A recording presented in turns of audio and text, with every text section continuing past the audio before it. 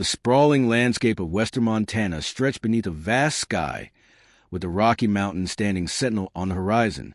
Here, nestled in the shadows of those peaks, lay the Blackwood Ranch, 200 acres of rugged terrain that had been in the Blackwood family for 3 generations. Mason Blackwood stood on his porch, a weathered man of 58 with deep lines etched into his sun-beaten face.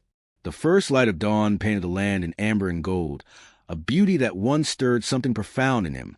Now, he regarded it with detached familiarity.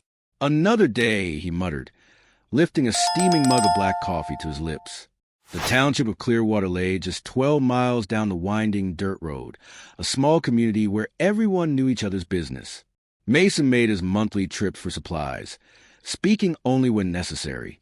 The locals had learned to give him a wide berth, respecting the invisible boundary he had drawn around himself.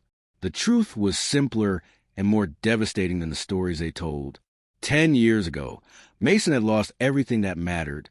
His wife, Elaine, and their 19-year-old daughter, Sarah, had been driving back from Missoula when a drunk driver crossed the center line. Mason received the news with a stoicism that never broke, not even at the funeral. After that, Mason retreated into his work and his solitude.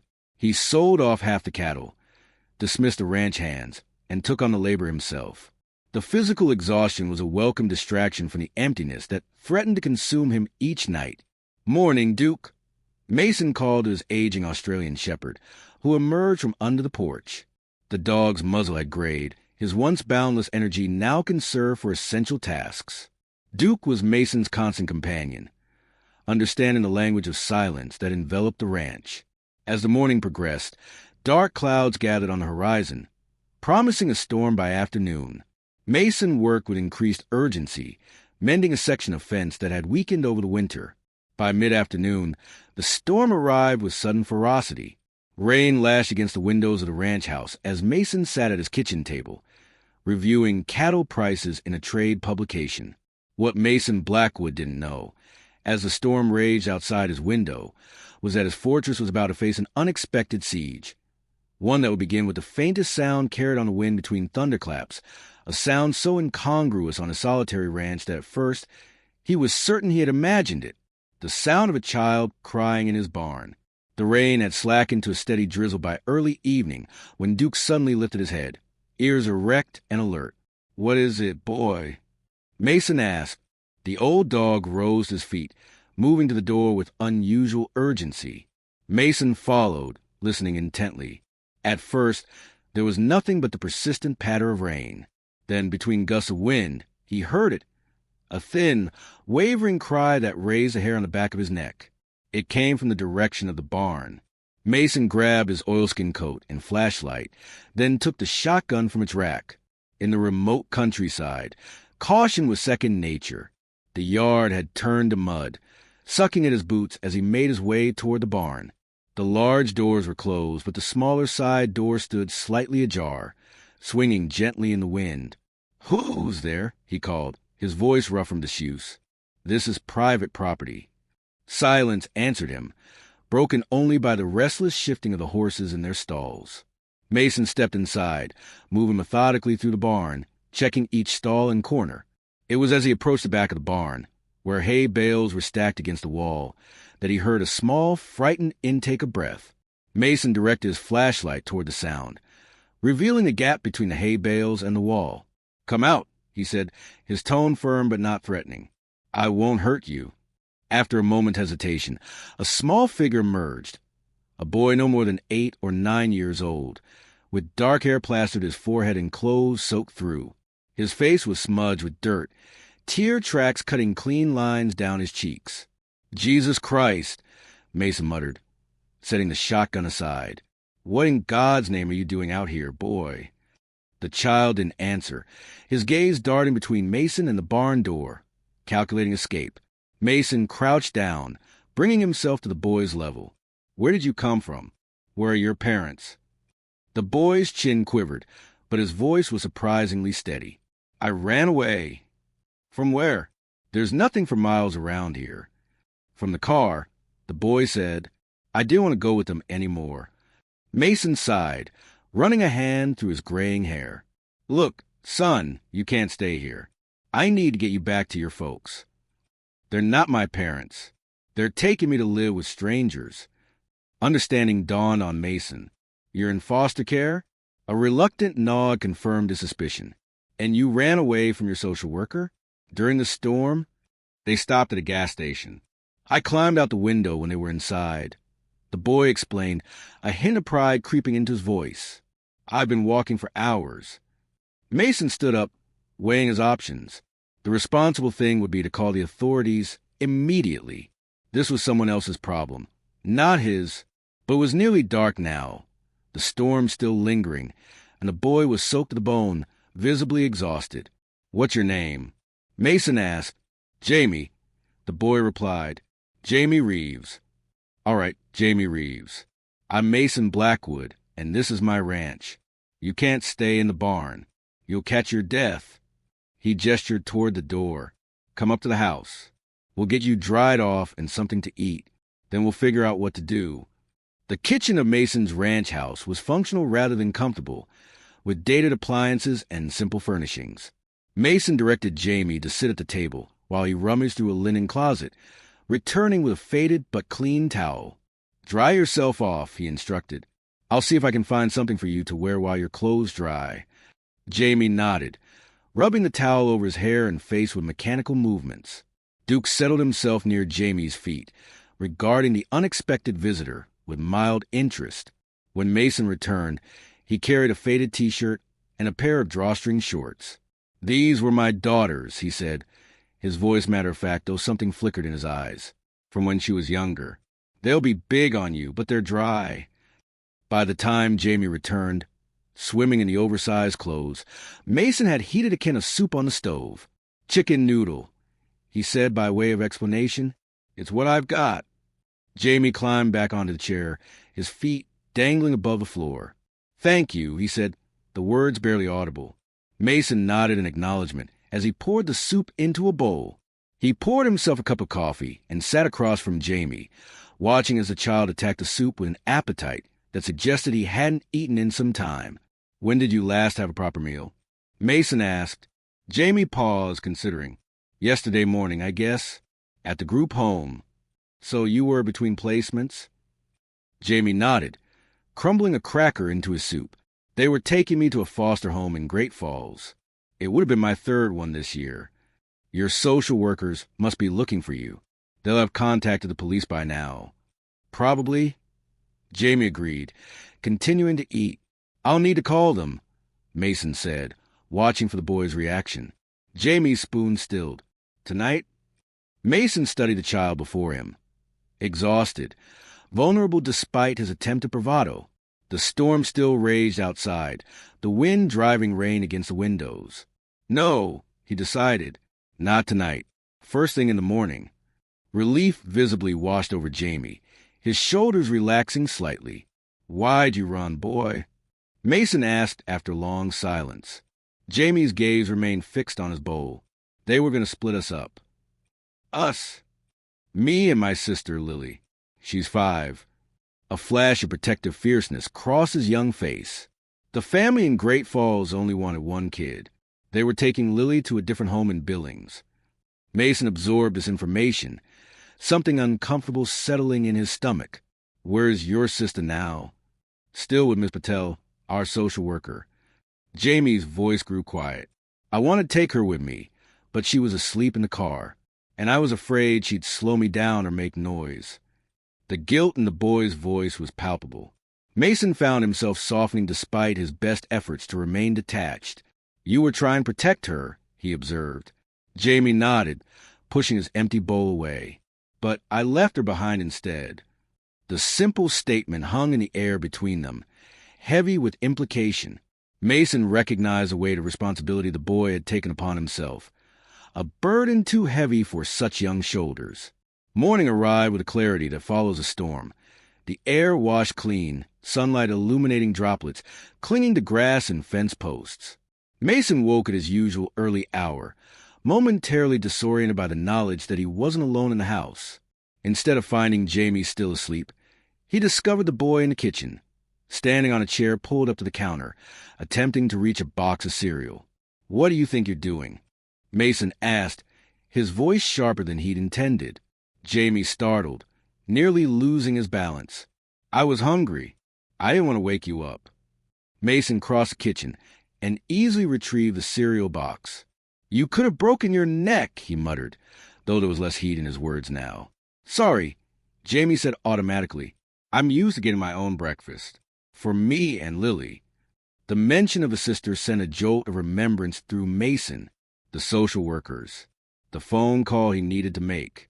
As they ate breakfast, Mason noticed fading bruises on Jamie's upper arm when his oversized shirt slipped off one shoulder. Where did those come from? He asked, keeping his voice deliberately neutral. Jamie tugged the shirt back into place. Nowhere, he mumbled. That's not an answer. After a moment's silence, Jamie sighed. The last foster home, Mr. Brenner got mad when I broke a plate. He said I did it on purpose, but I didn't. Mason absorbed this information, a slow burn of anger kindling in his chest. Did your social worker know about this? Jamie shrugged. I told Miss Patel. She said she'd look into it. But then they were already sending us somewhere else, so it didn't matter. After breakfast, Mason surprised himself by inviting Jamie to help with the morning chores. The boy was eager to assist, asking questions and following instructions with seriousness that spoke of a child accustomed to taking on responsibilities beyond his years. When it came time to check on the cattle, Mason lifted Jamie onto the back of his gentlest mare, showing him how to hold the reins properly. Easy now, he instructed as the horse began to move. Let her set the pace. You're just along for the ride. Jamie's face split into a genuine smile, the first Mason had seen, as they made their way across the pasture. By mid-morning, as they returned to the barn, Mason found himself faced with the unavoidable task he had been postponing. The responsible thing, the only thing, was to call the authorities and report Jamie's whereabouts. Yet, as he watched Jamie carefully brush down the mare, following Mason's earlier instructions with meticulous attention, something shifted in his perspective. The fortress of solitude he had built around himself had developed a crack, allowing a sliver of connection to penetrate. Get your boots on, he said abruptly. Jamie looked up, confusion replacing resignation. What? We're going to town, Mason clarified, to the sheriff's office. I need to report finding you, and they'll contact your social worker, but I want to talk to them face to face, not over phone. A cautious hope flickered across Jamie's features. You're coming with me? Someone has to explain how you ended up in my barn, Mason pointed out. And I have some questions about how the system let a child with bruises get sent to another home without investigation. For the first time since his arrival, Jamie looked at Mason not with wariness or calculation, but with something approaching trust. The Clearwater Sheriff's Office occupied a modest building on Main Street. Inside, they were greeted by Deputy Laura Simmons, a woman in her 40s with practical short hair and observant eyes. Mr. Blackwood, she acknowledged, then shifted her attention to Jamie. And who might this be? This is Jamie Reeves, Mason explained. He showed up in my barn last night during the storm, ran away from his social workers who were transporting him to a new foster placement. Deputy Simmons nodded in understanding. We got an alert about a missing child from DFS yesterday evening. That would be you, young man. Jamie nodded, his shoulders hunched. After sending Jamie to wait in the break room, Mason leaned forward, his expression serious. That boy has bruises on his arms from his previous foster home. He says he reported it, but nothing was done, and now they're separating him from his 5-year-old sister. The deputy's expression softened. I understand your concern, but the placement decisions are made by DFS, not local law enforcement. Mason took a deep breath, still hardly believing what he was about to propose. I want to apply to be their foster parent. The words hung in the air between them. Deputy Simmons blinked, clearly caught off guard. You? No offense, Mr. Blackwood, but you're not exactly known for being sociable. I have a stable home, financial security, and plenty of space, Mason countered. And I was a father once. A good one, I think. After further discussion, Deputy Simmons agreed to contact Ms. Patel, Jamie's social worker. She's willing to discuss your proposal when she arrives. She seemed intrigued by the possibility. When the door to the sheriff's office finally opened 2 hours later, Jamie leapt to his feet. A woman in her 30s with a sleek ponytail entered, holding the hand of a small girl with dark pigtails and eyes that matched Jamie's. "Lily!" Jamie called out, his voice breaking with emotion. The little girl's face lit up with recognition. "Jamie!" she cried, breaking free and rushing into her brother's arms. Jamie knelt to embrace her, holding her with fierce protectiveness. "I missed you so much," Lily whispered, her small arms wrapped tightly around her brother's neck. "I missed you too, Lil," Jamie replied, his voice thick with emotion. "Are you okay?" Mason observed the reunion from a respectful distance, a lump forming in his throat. The bond between the siblings was palpable, the kind of connection that shouldn't be severed by bureaucratic decisions.